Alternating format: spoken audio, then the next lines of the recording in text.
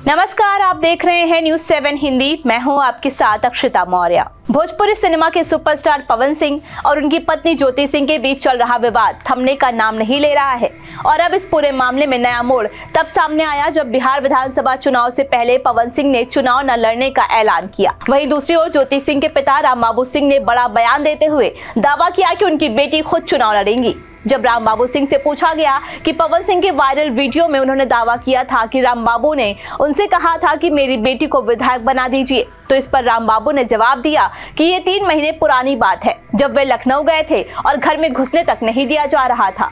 लेकिन जबरन अंदर जाकर पवन से मुलाकात की और रो रो कर उनसे गुहार लगाई कि सब भूल जाइए, क्योंकि ज्योति ने उनके लिए तपस्या की है। लोकसभा चुनाव में प्रचार किया है, जबकि पवन एसी में सोते रहते थे। खुद राम बाबू भी प्रचार में गए हुए थे और उन्हें लगा था कि अब दोनों एक हो जाएंगे।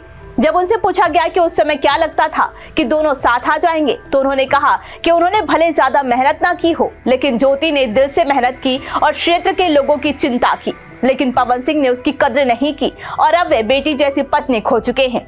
गया था मैं पवन जी के पास, आज 3 महीना पहले गया था।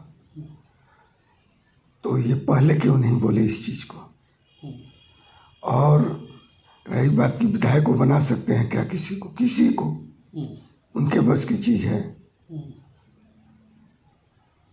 ये जनता की बस की चीज है। कोई जिसे चाहती है चाहेगी उसको बनाती है और जिसको चाहती है उसको हटा देती है। मैं ये बात क्यों कहूँगा? मैं भी छात्र राजनीति किया हूँ। तो क्यों झूठ बोल रहे हैं वो? इसके पीछे क्या मंशा है झूठ बोलने का? अब तरह तरह की चीजें करते आए हैं, तरह तरह के झूठ बोलते आए हैं। मैं तो कहना चाहता हूँ कि इतना आप झूठ का पुलिंदा ऊपर से लेके आए थे क्या? कितना झूठ बोलेंगे? आपने तो अपनी बेटी को रखने के लिए भी उनके हाथ पांव तक पकड़े थे। पैर पकड़ा था, रो रहा था। आप जी। किसका पैर पकड़ के? पवन जी का। किस लिए?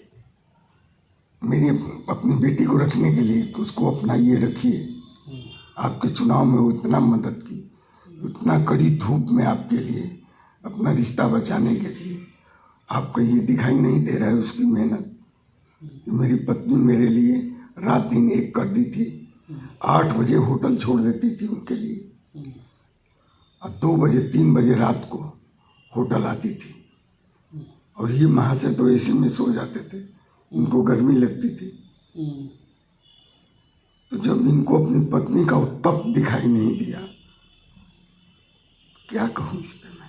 वहीं जब ये सवाल उठाया गया कि पवन सिंह को मिले 2.5 लाख वोटों का श्रेय किसे दिया जाता है और क्या इस चुनाव के बाद ज्योति ने चुनाव लड़ने का फैसला लिया है, तो राम बाबू ने स्पष्ट किया कि वह फैसला उस वक्त नहीं लिया गया था। लेकिन चुनाव हारने के बाद ज्योति ने एक पोस्ट में लिखा था कि अभी बहुत दमखम है और हार नहीं मानी है। जिसके बाद काराकाट के लोगों ने उन्हें बुलाया और समर्थन जताया कि अगर पवन नहीं आ रहे हैं तो आप चुनाव लड़िए। और इसी जन समर्थन को देखकर ज्योति ने चुनाव लड़ने का फैसला लिया है। राम बाबू ने यह भी बताया कि भले ही किसी पार्टी से टिकट ना मिले, लेकिन ज्योति ने उन्हें साफ कहा है कि वे निर्दलीय ही चुनाव लड़ेंगी और इस समय वे पटना में रहकर तैयारियों में जुटी हुई हैं। राम बाबू सिंह ने यह भी कहा कि अब मामला केवल पारिवारिक नहीं बल्कि सामाजिक और राजनीतिक बन चुका है, क्योंकि जनता ने ज्योति सिंह को एक मजबूत महिला और संघर्षशील नेता के रूप में देखा है। उन्होंने ये दावा किया कि ज्योति को जमीनी स्तर पर जबरदस्त समर्थन मिल रहा है, खासकर महिलाओं और युवाओं के बीच, जो उसे बदलाव की प्रतीक मानते हैं। राम बाबू ने यह भी जोड़ा कि ज्योति अब सिर्फ पवन सिंह की पत्नी नहीं बल्कि खुद एक स्वतंत्र पहचान बनाना चाहती हैं और उनसे जिस तरह से कठिन परिस्थितियों में भी हिम्मत नहीं हारी है, वो साबित करता है कि वे राजनीति में लंबी पारी खेलने के इरादे से मैदान में उतरेंगी। उन्होंने अंत में कहा कि चाहे पार्टी साथ दे या ना दे, जनता उनके साथ है और यही लोकतंत्र की असली ताकत है। फिलहाल इन खबरों में बस इतना ही। बने रहिए न्यूज़ 7 हिंदी के साथ।